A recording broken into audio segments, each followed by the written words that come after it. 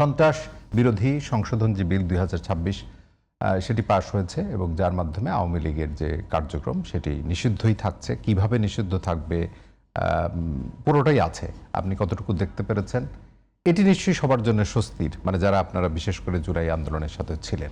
অন্যান্য অধ্যাদেশ নিয়েও যদি বলেন শুরুতেই।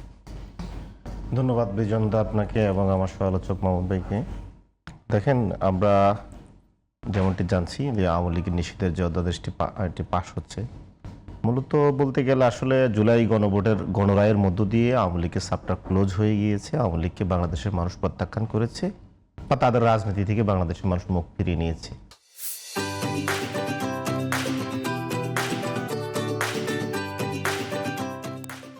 জনগণের যে গণরায়, সেটা আওয়ামী লীগের বিরুদ্ধে 70% জনগণ ম্যান্ডেট দিয়ে অলরেডি বুঝিয়ে দিয়েছে। আর নতুন করে যে আইন যেটা করা হলো, সেটার জন্য আমরা মনে করি যে এটা আমাদের সামগ্রিক অর্জন। কিন্তু আমরা অত্যন্ত দুঃখের সাথে এবং অত্যন্ত উদ্বিগ্ন হচ্ছি বিএনপির বর্তমান যে আচরণ। একটি নিপীড়িত দল এত অল্প সময়ের মধ্যে এত ভয়ঙ্কর হয়ে উঠতে পারে, আপনার মজলুম থেকে জালেম হয়ে উঠতে পারে, এটা আমরা আসলে বিএনপিকে না দেখলে কখনো বিশ্বাস করতাম না। এখনই কি আপনি ওই জায়গায় চলে গেছেন যে মজলুম থেকে জালেমে? হ্যাঁ, সেই রূপান্তর, সেই জায়গায় চলে যাচ্ছি। আজকে দেখেন, প্রধানমন্ত্রী তারেক রহমান সাহেবকে ফেসবুকে কটূক্তি করার কারণে ময়মনসিংহের মুক্তাগাছার আজিজুল হককে গ্রেপ্তার করা হয়েছে। বলাই আপনার সুমিনাকে একজন গ্রেপ্তার করা হয়েছে, রংপুরে আরেকজনকে গ্রেপ্তার করা হয়েছে, এরকম 4 জনকে ইতিমধ্যে গ্রেপ্তার করা হয়েছে। এগুলো তো মানুষের বাক স্বাধীনতা, সাংবিধানিক যে মত প্রকাশের স্বাধীনতা, এগুলোর লঙ্ঘন। সবচেয়ে যে দুঃখজনক যে জিনিসগুলো হচ্ছে, আমরা যে বিএনপিকে মুক্ত করলাম, 17 বছর বিএনপি গুমের শিকার, মানবাধিকার লঙ্ঘনের শিকার, বিএনপি তথ্য সন্ত্রাসের শিকার, তার রাজনৈতিক অধিকারের অধিকার থেকে বঞ্চিত। সেই বিএনপির জন্য আমরা আন্দোলন করে, সেই বিএনপির জন্য আপনারা আন্দোলন করেছেন, সেই বিএনপিকে মুক্ত করার জন্যই তো এরকম এজেন্ডা ছিল আপনাদের। আপনাকে যদি বলি, ধরেন আমাদের এই আন্দোলনের মূল কারণটা কি? মূল কারণটাই তো হচ্ছে আপনার ফেসিবাদী ব্যবস্থার অবসান। ফেসিবাদী ব্যবস্থার অবসান হলেই কিন্তু বিরোধী দলগুলো লাভবান হয়, কারণ বিরোধী দল সবচেয়ে বেশি ফেসিবাদের রোশনালো পড়েছে, জনগণ তো পড়েছেই। সে বিএনপিকে মুক্ত করে দেওয়ার জন্য বা বিরোধী দলকে মুক্ত করে দেওয়ার জন্য, দেশবাসীকে মুক্ত করে দেওয়ার জন্য আমরা আন্দোলন করলাম। সেই বিএনপি আজকে সংস্কার মানছে না। বিএনপি আজকে গুমের শিকার, বিএনপি গুম কমিশন বাতিল করে দিচ্ছে। মানবাধিকার করছে না, কিন্তু সারাউদ্দিন সাহেব এটি ব্যাখ্যা দিয়েছে। দেখেন, আমি আপনাকে বলি, সরাসরি বাতিলের জায়গা। এখন বিএনপি তো আসলে মাত্র বাতিল করার জন্য, এটি মানবাধিকার কমিশনের আন্ডারে যে তদন্তের কথা আছে, সেটি কিন্তু ওই যে আন্তর্জাতিক কি বলা যায়, বিশেষ আইনে করার জন্য তারা শেষ করে দিই। দেখেন, যে 20টি অধ্যাদেশ তারা বাতিল আপনার করতে চাচ্ছে, এর মধ্যে যদি গুরুত্বপূর্ণ যদি ধরেন আপনি সুপ্রিম কোর্ট সচিবালয় অধ্যাদেশ এবং সুপ্রিম কোর্ট বিচারক অধ্যাদেশ। দেখেন, বিএনপি তার রাষ্ট্র মেরামতের 31 দফায় এই জিনিসটির সাথে একমত পোষণ করেছে। বিএনপি তার দলীয় ইশতেহারও এই জিনিসটির সাথে একমত পোষণ করেছে। বিএনপি জাতীয় ঐক্যমত কমিশনেও এটার উপরে নোট অফ ডিসেন্ট দেয় নাই। এখন বিএনপি কেন সুপ্রিম কোর্ট সচিবালয় অধ্যাদেশটি এবং বিচারপতি নিয়োগ অধ্যাদেশটি বাতিল করতে চায়, সে ব্যাখ্যাটা কত ভয়াবহ আপনি চিন্তা করেন। আপনার স্মরণ থাকার কথা, আমাদের কিন্তু বিচার বিভাগ কিন্তু স্বাধীন না, পরাধীন।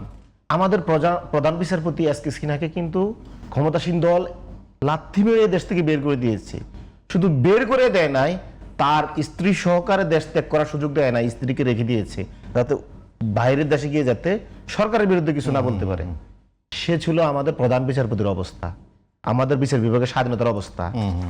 আর যদি বলেন নিম্ন আদালতের অবস্থা, নিম্ন আদালতে যে বিএনপি জামাতের যে 17 বছর নেতাকর্মীদের গ্রেপ্তার করা হতো, আইন মন্ত্রণালয়ের অধীনে কার নামে মামলা হবে, কার জামিন হবে, কার রিমান্ড হবে, সব সরাসরি আইন মন্ত্রণালয় দেখতো। তার দল দেখতো, দলীয়ভাবে আওয়ামী লীগ দেখতো। সেইটার থেকে উত্তরণের জন্য আমরা কি বললাম, নিম্ন আদালতটা সুপ্রিম কোর্টের অধীনে থাকবে, স্বাধীন থাকবে। আজ সুপ্রিম কোর্টের যে বিচারকরা রয়েছে, তারা সুপ্রিম জুডিশিয়াল কাউন্সিলের মাধ্যমে, একটা বডির মাধ্যমে তাদের নিয়োগটা হবে, যাতে স্বচ্ছ হয়। এখানে শুধু রাষ্ট্রপতির মানে প্রধানমন্ত্রীর অনুগত লোকজন দিয়ে সব বিচারালয় সাজাবেন, এটা যাতে বাংলাদেশে না হয়। কিন্তু BNP আজকের আলোচনা যদি আপনি দেখেন বিএনপি কি চাচ্ছে, বিএনপি এখন যে জিনিসটা সে একমত ছিল সে হুট করে ডাকাতের মতো চোখ উল্টে ফেললো। এটা একটা ডাকাতি, মানে তার কোথাও এই জিনিসটা স্পষ্ট ছিল না, সেটা নোট অফ ডিসিশনও দেয় নাই। বরং বিএনপি যেটা চাচ্ছে 2029 সালে যে ইলেকশন হবে, ওই ইলেকশনে প্রধান বিচারপতি যাতে বিএনপি দলীয় একজন প্রধান বিচারপতি বসানো যায়, যেটা ওরা KM হাসান দিয়ে যখন 2006 সালে ইলেকশনটা করতে চাইছিল, ঠিক এরকম একটা দল কানা লোককে প্রধান বিচারপতি বানানোর জন্যই তারা এখন বিচারপতি নিয়োগ অধ্যাদেশ বাতিল করতে যাচ্ছে এবং নিম্ন আদালতকে নিয়ন্ত্রণের জন্য সুপ্রিম কোর্ট সচিবালয় বাতিল করতে যাচ্ছে। দেখেন আজকে যে একটা সবচেয়ে মানে নগণ্য ঘটনা ঘটলো, নিম্ন আদালতের 29 জন বিচারককে সুকুচ করা হয়েছে। তারা কেন সোশ্যাল মিডিয়ায় আদালতের স্বাধীনতার পক্ষে ক্যাম্পেইন করেছে, লেখালেখি করেছে। আপনি কি চিন্তা করতে পারেন একটা দেশের বিচারকরা বিচার বিভাগের স্বাধীনতার জন্য এই অধ্যাদেশটি যাতে বাতিল না করা হয় এই জন্য সোশ্যাল মিডিয়া একটু ক্যাম্পেইন করেছে, তার মত প্রকাশ করছে, সেই বিচারপতিদেরকে এই মিনিস্ট্রি থেকে আমলাদেরকে দিয়ে বিএনপি আজকে তাদেরকে শোকজ করিয়েছে। এটা কি বিচার ব্যবস্থা? ফোকাস করার নির্দিষ্ট কারণ হয়তো থাকে। এটা তো আপনার গ্রেফতার করা, মগের মুল্লুক তো এর থেকে ভালো আছে। আমরা কোন জায়গা শিশির ভাই আমি বলি, আপনি ধরেন মানে আমাদের মূল জায়গাটা কি, আলোচনার জায়গাটা হচ্ছে যে আপনি আলোচনার পথটা রুদ্ধ করা তো আসলে এই মুহূর্তেই কি উচিত কিনা আপনাদের জায়গা থেকেও যদি বলি। আমার কথা আপনি যদি সরল রৈখিক কথা বলেন, মানে আলোচনার সুবিধার্থে আমি বলছি, যেমন গুম কমিশনের কথা আপনি বললেন, গুম অধ্যাদেশের যেটি আইনের, সেখানে কিন্তু বলা আছে যে এটিকে আইসিটির আন্ডারে তারা নিতে চায়। বর্তমানে এটা মানবাধিকার কমিশনে আছে। আচ্ছা, তাহলে এবং সেটি 1 থেকে 1.5 বছর তদন্ত করে রিপোর্ট দেবে, তারপরে সেটার প্রতিকার হবে। কিন্তু আইসিটিতে হলে খুব কম সময়ের মধ্যে এবং বিশেষভাবে এই বিচারটা হবে না। এখানে কোনটিকে আপনি ভালো বলবেন, মানে যে ব্যাখ্যাটা আমি আপনাকে বলি, আইসিটি আদালত তো আছে। আইসিটি আদালতে যদি কোনো ব্যক্তিকে খুন করা হয় সেটি অপরাধ, কিন্তু আপনার যে গুম অধ্যাদেশের অধীনে যেটা হয়, ধরেন আপনি যদি রাজনৈতিকভাবে একটা জনগোষ্ঠীকে, কোনো একটা ব্যক্তিকে একদম রাজনৈতিক উদ্দেশ্যে যদি আপনি করেন, তাহলে তো এটা মানবতা বিরোধী অপরাধ। এখন আপনার এই গুম অধ্যাদেশটা আমরা কেন করলাম? গুম অধ্যাদেশটা করলাম এই জন্যে যারা গুম করে তাদেরকে অ্যাকাউন্টেবল করার জন্য। কিন্তু আপনি কি আইসিটি আদালতে বর্তমান যে প্রচলিত আইনে এই যে রাষ্ট্রের যে বিভিন্ন দুষ্ট চক্রগুলো রয়েছে বা আইন শৃঙ্খলা বাহিনীর অপরাধীরা রয়েছে, তাদেরকে কি আপনি অ্যাকাউন্টেবল করতে পারছেন? পারেন নাই তো।